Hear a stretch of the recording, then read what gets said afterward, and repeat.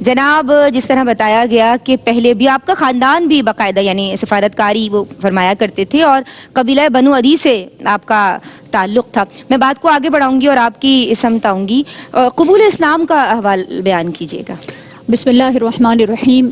سب سے پہلے حضرت حسن بصری رضی اللہ تعالیٰ عنہ کی ایک بڑی خوبصورت بات حضرت عمر رضی اللہ تعالیٰ عنہ کے حوالے سے آپ بیان فرماتے ہیں، اس کا ذکر کرنا چاہوں گی. آپ نے فرمایا کہ اگر تم چاہتے ہو کہ تمہاری مجلسیں تازہ رہیں تو تمہیں چاہیے کہ تم حضرت عمر رضی اللہ تعالیٰ عنہ کے ذکر کو اپنی مجلسوں میں شامل کر لیا. سبحان اللہ. آج اسی ذکر کی سعادت ہم حاصل کر رہے ہیں. اللہ رب العزت کی بارگاہ میں دعا گو ہوں کہ جس طرح ہم ذکر عمر کیا کرتے ہیں اسی طرح ہمیں اپنی زندگیوں میں حضرت عمر رضی اللہ تعالیٰ عنہ کے اخلاق کو نافذ کرنے کی بھی توفیق عطا فرمائے. اللہم آمین. اللہم آمین. جہاں تک قبول اسلام کی بات ہے تو حضرت عمر رضی اللہ تعالیٰ عنہ 27 سال کی عمر میں مشرف با اسلام ہوئے ہیں. سبحان. اور صورتحال وہی تھی کہ ابو جہل نے چند لوگوں کو جمع کیا اور یہ کہا کہ کون ہے جو محمد صلی اللہ علیہ وآلہ وسلم کے قتل کے ارادے سے جا سکے. کسی کے اندر ہمت نہیں تھی. وہ حوصلہ، وہ جرت جو کہ قبل از اسلام اور اسلام کے بعد بھی نظر آتا ہے. حضرت عمر رضی اللہ تعالیٰ عنہ نے اس کے لیے اپنے آپ کو پیش کیا. لیکن اللہ رب العزت بہتر جاننے والا ہے کہ انسان کی تقدیر میں کیا لکھا ہوا ہے. صحیح. پل بھر میں انسان کچھ اور ہے اور چند لمحات کے بعد اس کی کیفیت کچھ اور ہو رہی ہے. اور یہی حال حضرت عمر رضی اللہ تعالیٰ عنہ کا ہمیں نظر آتا ہے کہ اسی نیت سے جا رہے ہیں. اپنی راستے میں کوئی شخص ملتا ہے اور وہ کہتا ہے کہ میں بھی اسلام لے آیا ہوں، تو آپ کہتے ہیں کہ میں محمد صلی اللہ علیہ وآلہ وسلم کی طرف تو بعد میں جاؤں گا، پہلے تمہارے معاملے کو ختم کر دیا جائے. اس پر انہوں نے یہ کہا کہ آپ میری بات کر رہے ہیں، ذرا اپنے گھر کا تو حال دیکھیے.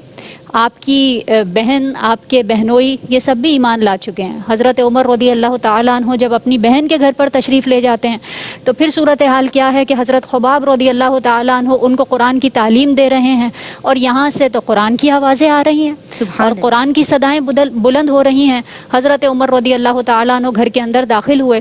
حضرت خباب رضی اللہ تعالیٰ عنہ اس وقت سامنے سے ہٹ گئے اور آپ اپنی بہن اور اپنے بہنوئی دونوں پر آپ نے تشدد کیا، جس پر آپ کی بہن کے یہ جملے جو تاریخی جملے ہیں وہ بیان کیے گئے کہ آپ کی بہن چونکہ تھیں تو حضرت عمر ہی کی بہن، اور یہ معاملات دیکھنے کے باوجود فرماتی ہیں کہ تم ہمارے جسم سے خون کا ایک ایک قطرہ بھی نکال لو گے تو ہم ایمان سے اب پھر نہیں سکتے. جو ایمان کی شمع دل میں روشن ہوئی ہے اب یہ کبھی بھی نہیں بجھ سکے گی.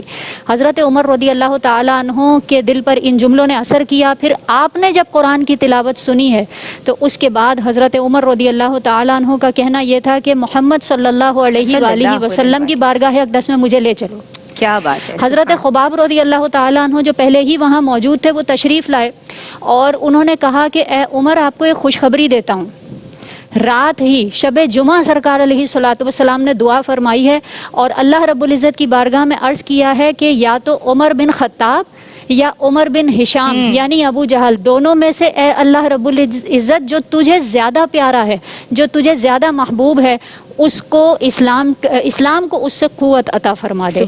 یہ جملے آپ نے ادا فرمائے گویا کہ اجابت کا صحرا، عنایت کا جوڑا، بلند بن کے نکلی دعائے محمد. اور یہی صورتحال تھی کہ دار ارقم میں تشریف لے گئے. نبی کریم علیہ الصلوۃ والسلام نے دائرہ اسلام میں داخل فرمایا اور اس کے بعد یہ معاملہ تھا کہ علل اعلان عبادت کا شرف آپ نے پایا اور تمام مسلمین کو یہ سعادت ملی کہ پھر وہ علل اعلان عبادت کیا کرتے تھے. گویا کہ وہ جو اقبال کا شعر نظر آتا ہے ہمیں کہ دریاؤں کے دل جس سے دہل جائیں وہ طوفان، وہ آپ کی شخصیت میں بدرجہ اتم ہمیں نظر آتا ہے. یہی وجہ ہے کہ سرکار دو عالم صلی اللہ علیہ وآلہ وسلم نے فاروق کے لقب سے بھی آپ کو نوازا. ماشاء اللہ. جس طرح سے آپ نے بیان کیا ہے ہر لحظہ ہے مومن کی نئی شان، نئی آن، گفتار میں کردار میں اللہ کی برہان. جناب فاطمہ بنت خطاب یعنی بہن کی وجہ سے اسلام قبول کیا ہے، تو بہنوں کی عظمت کو سلام. اور آج بہنیں سن رہی ہیں، بہنوں کو ایسا ہی بننا ہے اپنے بھائیوں کے لیے.